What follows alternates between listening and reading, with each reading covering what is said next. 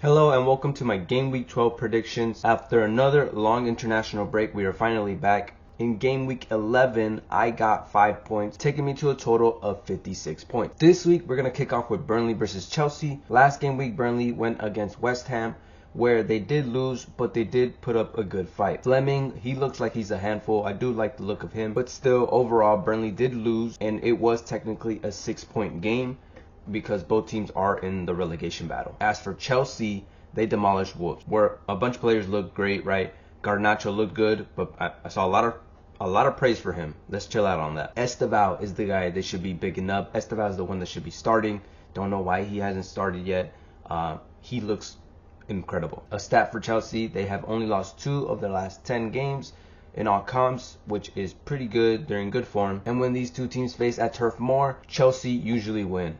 In their last 8, Chelsea have won or drawn. They only drawn 1. And I'm going to keep that trend going. I don't see Burnley beating Chelsea this week. And I'm going to go for a 2-0 win to Chelsea. Next up, we have Liverpool versus Forest. Last week, Liverpool went against Manchester City, where they did lose in horrendous fashion, I want to say. And they continue their awful away form. They did get a little unlucky that Van Dijk's goal didn't stand, because, Robertson didn't impede, but still, they didn't deserve anything from the game. As for Forest, they did deserve a win against Leeds, and that was their first win under Dyche in the league. When these two teams face at Anfield, which is only 3 times recently, Liverpool have won twice, and Forest won the most recent time. But we got to remember, this is Anfield. Liverpool have fallen off, but away from home. At Anfield, they're still pretty good.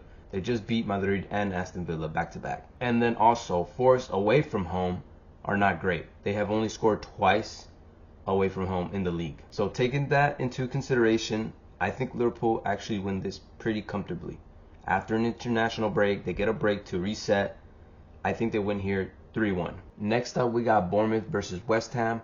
Bournemouth, they lost 4-0 to Aston Villa, but I don't think they were as bad as the result says. I don't think it was a 4-0 game. One thing about Bournemouth, I don't understand why there was so much rotation. There was a couple players in there that shouldn't have been in there, like Ivan Nelson. I'm pretty sure he just came back from injury. Krupi has been on fire. Why bench him? I don't understand that. As for West Ham, they take down Bournemouth 3-2, and all 3 goals were off of rebounds. It was like there was a shot, and then they got the rebound.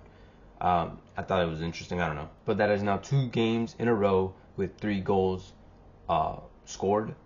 And that is 2 games in a row that are W's. Another thing for West Ham, Paqueta is going to be missing this game. He has too many yellows, so that's going to play into consideration. When these two teams face at Vitality Stadium, it can go either way. Draws, both teams can win, anything can happen. And even though West Ham have won twice in a row, Bournemouth have lost twice in a row, their forms have flipped around. I still don't think West Ham is good enough to take down Bournemouth. I think Bournemouth can still take on and beat West Ham. Even with the injuries, there's a couple injuries that Bournemouth could have, but I still think they could make it the game. I don't know. Not sure yet. I still think Bournemouth is going to win here 1-0. Next up, we have Wolves versus Crystal. Wolves, they faced Chelsea, where they did get smacked 3-0.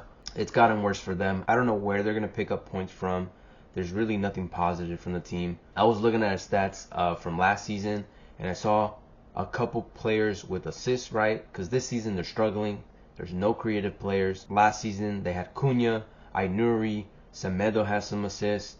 They're all gone. Everybody that had assists are gone. They did not replace them whatsoever. There is nothing going for this team. They're going to relegate. And I'm not sure why Rob Edwards would take this job. Yes, it's the Prem, but you're going to be down in the championship within a couple months, and most likely sacked from Wolves. Dumb decision from him, in my opinion. As for Crystal Palace, they faced Brighton, where it was an even game. Either team could have gotten something, but Crystal Palace defense was pretty solid, and that was their 4th draw at home. So they just draw at home, it seems like. But this is an away game, and when they face Wolves away from home at the Molineux, either team can win. And there could be a new manager bounce here, but none of the new managers that have come to the league have won their first league game. And I don't think it's happening here. I think Crystal's going to win here. I'm going to go for a 2-0 win to Crystal. Next up, we have Brighton versus Brentford. Brighton, like I said, they went against Crystal Palace, and they had a decent game / result. It ended in a 0-0, which I think they'll take. But Verbruggen did come in clutch a couple times for them, got a couple saves from them, and kept them in the game. But overall, it was all right from Brighton. As for Brentford, their throw-ins strike again. They're another team with a set-piece routine, and it's working for them. They won 3-1 against Newcastle, deserved win as well. Thiago now has 8 goals in the Prem. I'm pretty sure that's the second highest, and I'm pretty sure no one saw that coming. And they're looking very tough to beat at home. But this is an away game for them. This is at the Amex, and when they face at the Amex, Brighton have won twice, and they've drawn twice, and Brentford haven't picked up a win recently. And both teams look like they're going to be at full quality, right? All their players are going to be playing, except for Brighton. They're missing Mitoma, but Diego Gomez has been solid for them. And Brentford this season have been pretty bad at home, away from home, and then Brighton have been pretty good at home. So I think Brighton's going to win here, but I do think it's going to be close. I'm going to say a 2-1 win to Brighton. Next up, we have Fulham versus Sunderland. Fulham went against Everton, where they continued their disastrous away form. There's nothing going forward for these guys. There's no just creativity, being clinical, like nothing. And then another negative for these guys, Lukic is going to be missing the game because he's picked up too many yellows. So it's just not looking good for Fulham. As for Sunderland, though, they had a great game. They could have had a perfect game, but Enzo Lafitte wanted to be stupid. He decided to dribble the ball in the middle of the park when Rice was on him like a dog. Don't understand that decision. Don't know why he didn't just boot it out. But in the end, they got a point, which was deserved. I do think they were good enough to get a point, which came through Brobbey. So thank you, Brobbey. And they scored twice, being another team, one of 3, I believe, or 4 now, to have scored on Arsenal in the league. Now, looking at forms, at home, Fulham have won 3 of their 5 home games, so that's pretty good. And then away from home, Sunderland they're one of the better teams away from home. But considering that Sunderland do keep low-scoring games and Fulham don't score often, they do struggle to score. I don't see them scoring here, and I do see Sunderland winning. I think Sunderland win here away from home 1-0. Next up, we have Newcastle versus Manchester City. Newcastle, they faced Brentford, where they did lose 3-1. Beautiful Barnes goal, but other than that, they didn't do anything. More injuries for these guys. I'm pretty sure like 3 guys dropped in the game for injuries, or 2 of them. And then Byrne also got a red card, so he'll be missing this game. And now Newcastle are 14th place. They are struggling. When they get European competition, they struggle. They're especially struggling this year. As for City, great game from them against Liverpool. Doku, best game so far in his Manchester City career. Both Nikos, solid from them. Great performances. Nunez, wonderful from him. I do like the look of the squad, especially when the players that didn't perform last season are performing, which is pretty much everybody. And we continue our great home form. When these two teams face at St. James's Park, City do turn up. We have won 9, drawn 4, and then Newcastle have won only once in recent years, right? Everything seems to be pointing at a City win, but I'm a little scared. But I'm still go for a win here, and a comfortable one at that. I'm going to say a 3-1 win to City. Next up, we have Leeds versus Aston Villa. Leeds, they went against Forest, where they had a lackluster game. Horrendous away form continues for them. And with that loss, it's technically another 6-point game here. Just like Burnley, they lose 6 points because they faced another relegation team. So it's not looking good for those promoted sides, at least those 2. As for Aston Villa, they win 4-0, but it wasn't as dominant as the scoreline says. Martinez did come in clutch and saved, I'm pretty sure it was 2 goals. I'm pretty sure he saved the pen, if I remember correctly. But they are now in 6th place. In the last 3 times these teams have faced at Ellen Road, Villa have won twice, and they've drawn the other one. So Villa will be picking up points here, but I don't think it's going to be a Villa win.